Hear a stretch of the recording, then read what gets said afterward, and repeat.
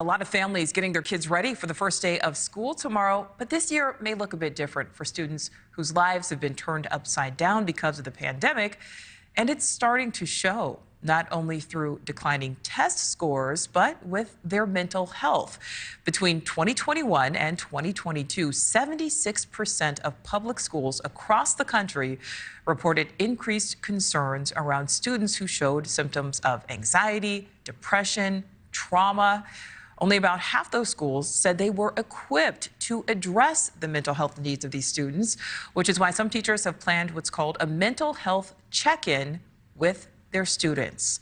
And Dr. Norman Freed is a clinical psychologist, a professor at Columbia University. Dr. Freed joins us live tonight. Thank you for being here. You know, Dr. Freed, we're entering this new school year. What are some of these pandemic-related mental health issues our kids are still coming to terms with 2 years later?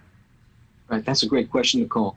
It's important that teachers and parents alike be on the lookout for our children having changes in mood. So there's going to be moments of irritability, changes in appetite, poor academic and performance, and poor concentration, but also difficulties with peers and even separating from their parents. This is a population of people in our country, children in particular, who have been either in a hybrid version of in-person versus virtual school, and have also not been able to take school as seriously. Many of my teenagers in therapy will report that they've had senioritis well before their senior year. And many times they've learned how not to take tests because they got away without having to do it. Going back to school is posing a very difficult task for many of these kids because they're starting something brand new, perhaps for the first time in 2 years. Right, and that's certainly, we know, can be tough. But Dr. Freed, you know, identifying the problem is one thing, figuring out how to solve the problem is another. How do these schools better equip their students with access to these needed mental health resources, particularly if there's a lack of funding overall?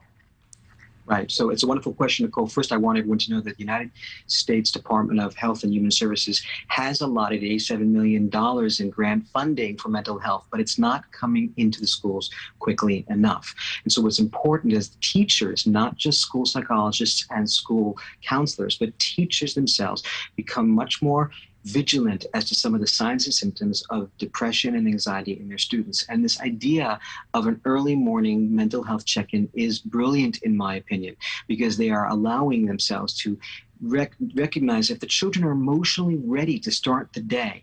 And so it's important not that the teachers become therapists, but that they recognize the signs of anxiety, trauma, and depression, and then learn where to make the necessary referrals.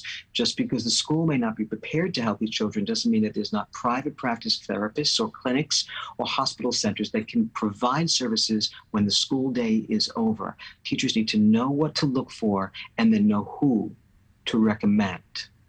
And that's understandable. You know, but we hear these reports of teachers themselves, you know, feeling so overwhelmed as well.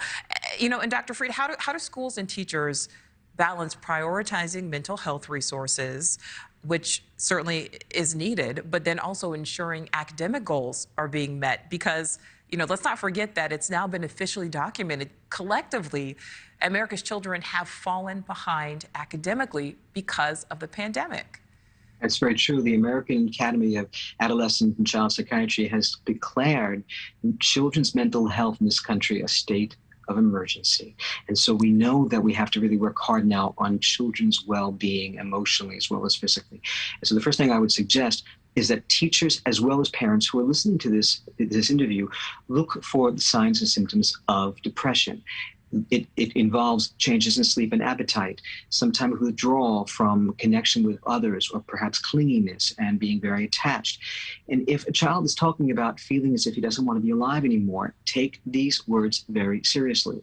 Call 911 or call your pediatrician or psychologist or get to your nearest emergency room. Allow your children to be heard, because the greatest, most powerful words in the English language for children are, I hear you. All right. Dr. Norman Freed, thank you so much. You're very welcome. Thank you. Thank you for watching. Go to newsnationnow.com to find News Nation on your television provider. And don't forget to click the red subscribe button below to get more of News Nation's fact-driven, unbiased coverage.